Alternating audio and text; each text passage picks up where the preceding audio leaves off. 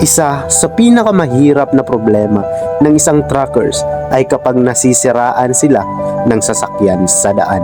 Last episode ay nakarating na kami sa Katiklan Port at dito ay nasiraan si Kuya Cornelio ng kanyang truck kaya inayos niya na muna ito.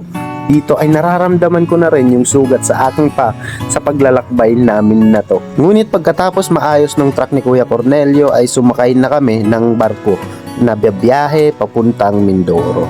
So, biyaheng Luzon na kami. Kaya, see you sa Luzon, guys. See you guys! At halos 6 na oras na biyahe, nakarating na kami sa Mindoro. Tulog pa rin. Nakarating na kami ng Mindoro.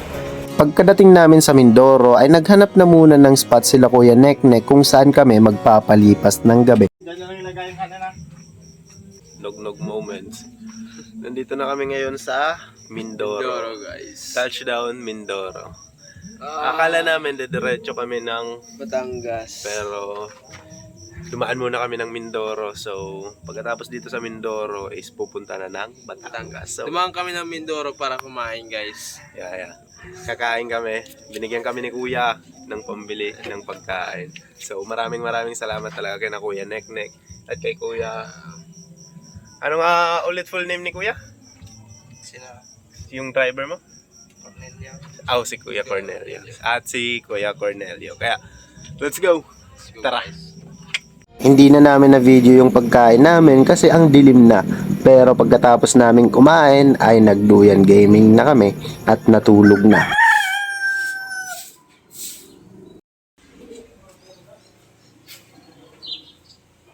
Pagka kinaumagahan ay nag-almusal na kami at sabay-sabay na kaming kumain nila Kuya Cornelio at nila Kuya Neknek.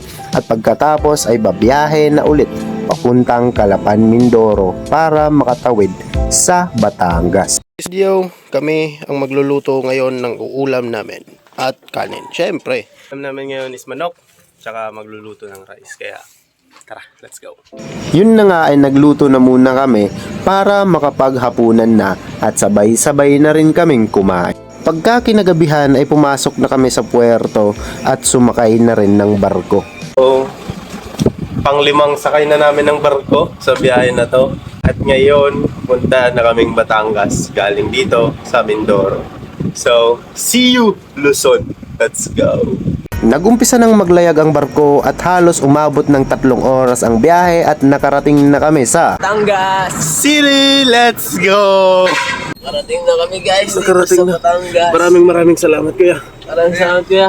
Salamat sa pag-ampon sa amin ng 3 araw.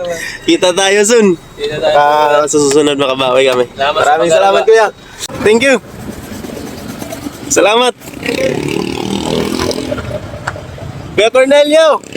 Salamat Ingat kayo sa biyahe.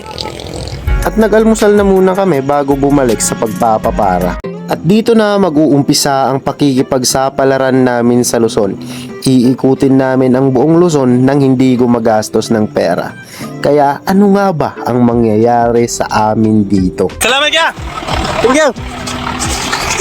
Ngayon ay nakikipagsapalaran kami sa highway ng Batangas. Di namin alam kung makakasakay pa ba kami dito. Bilis! Okay. Thank you! Woo! Thank you! Ano pala pangalan ni Kuya?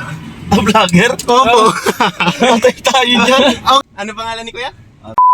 Yun, salamat kay Kuya Aro sa pagpapasakay sa amin. Yun. Grabe. Unexpected. Right? Yun. So, first time ni Kuya Aro. Ni Kuya Aro. Sakay, grabe. Thank you, guys. Kami pa yung naka-timing. Company card. Ay, company car. Oh, sige. Hindi na natin sasabihin, guys. So, maraming salamat sa nagpasakay sa amin. Abangan sa next episode, kami ay biyahe na patungong Metro Manila.